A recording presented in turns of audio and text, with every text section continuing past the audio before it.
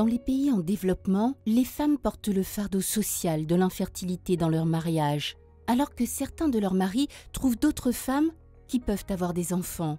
Akpa Augustina, de 57 ans, a subi plusieurs mauvais traitements de son mari, qui finalement l'a chassée de leur maison après 6 ans de mariage et s'est mariée avec une autre femme.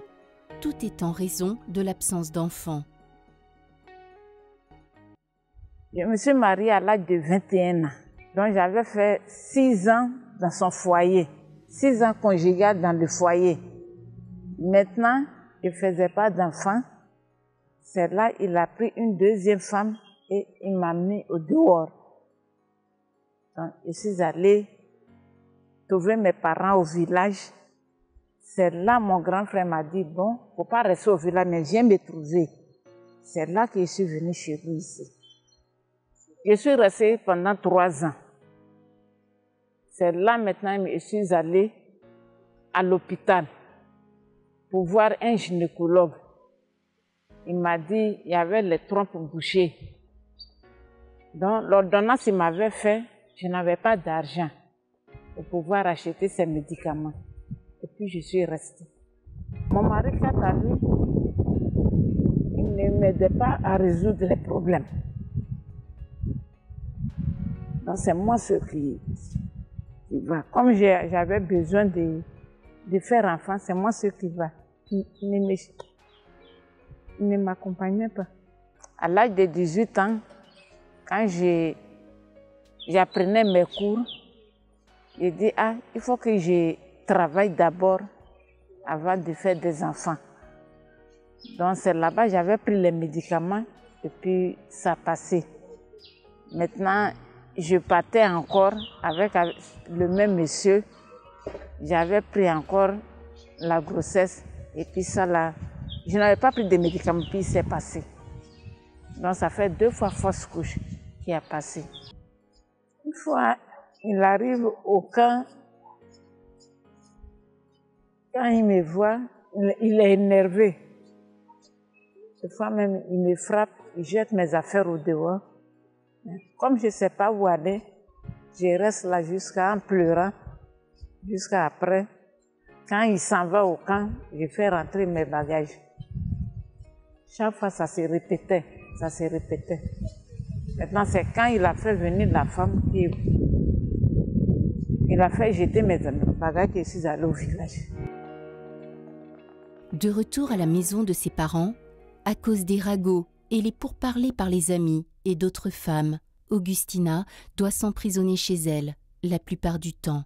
Des années plus tard, elle a déménagé chez son frère aîné et sa famille, ou encore une fois, elle a subi une torture émotionnelle indicible de sa belle-sœur.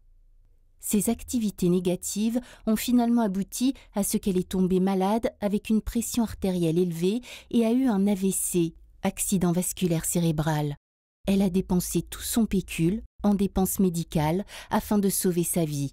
Après, je suis allée vivre avec mon frère et ses enfants à Yopougon. Avec ma belle-sœur, des fois, il n'y a pas d'entente. Des fois, elle prépare, elle ne me garde pas, ça ne me dit rien. Je vais acheter ma nourriture, je viens, je mange. Puis, on est là, des fois, nous deux, on ne se parle pas, ça fait 1 mois. Puis, un jour, elle m'appelle, puisque je n'ai pas un chez moi, si j'avais de l'argent pour prendre moi-même ma maison, je n'allais pas avoir tous ces problèmes. Donc, je suis restée là-bas comme ça. Ça ne me plaît pas, mais je ne sais pas comment faire. Je suis obligée de vivre avec eux. Pour cela, je suis restée. Quand j'étais gravement malade, ma belle-sœur ne s'occupait pas de moi. Donc, il ne sait pas comment faire. J'attends mon neveu à son retour. Quand il sort au retour, c'est lui qui s'occupe de moi. Il me donne les médicaments. Il dit, il est l'heure. Il me donne les médicaments. Je lui donne de l'argent. Va m'acheter ça, de la nourriture, je vais manger. Il fait ça pour moi. Il demande pardon à Mbek de m'aider à me soigner pour que je marche bien comme mes camarades. La joie d'Augustina ne connaît pas de limite puisque Merck a visité la Côte d'Ivoire pour mettre en place une entreprise de tissu africain print pour elle. Elle a des clients de différentes associations de femmes, des organisations et des groupes religieux. Cette transformation étonnante a été très appréciée par elle et a contribué de manière significative à son rétablissement après l'AVC. Vraiment contente que Merck a ouvert ce magasin pour moi. Je suis heureuse même. Donc, mon cœur est apaisé. Je suis contente même. Parce que je vais oublier mes souffrances un peu. Et je suis bien même. Je veux que tout le temps qu'elle me respecte. Parce que quand je n'avais pas de magasin et puis j'avais les soucis, je m'assois tranquille. En tout cas, ça me donne tout le temps les pensées. Maintenant, Merck m'a donné ce magasin, beaucoup me respectent. Le magasin que Merck a créé pour moi, les femmes de l'association des églises viennent prendre les pains avec moi. Même elles commandent aussi, je vais les amener aussi. Et je suis très heureuse. Le mal va finir. Parce que c'est quand je pense trop que la tension me monte. Maintenant, Merck a ouvert ce magasin. Je sais que matin, je me réveille, je suis dans mon magasin, je trouve un peu à manger. Donc, je suis très contente.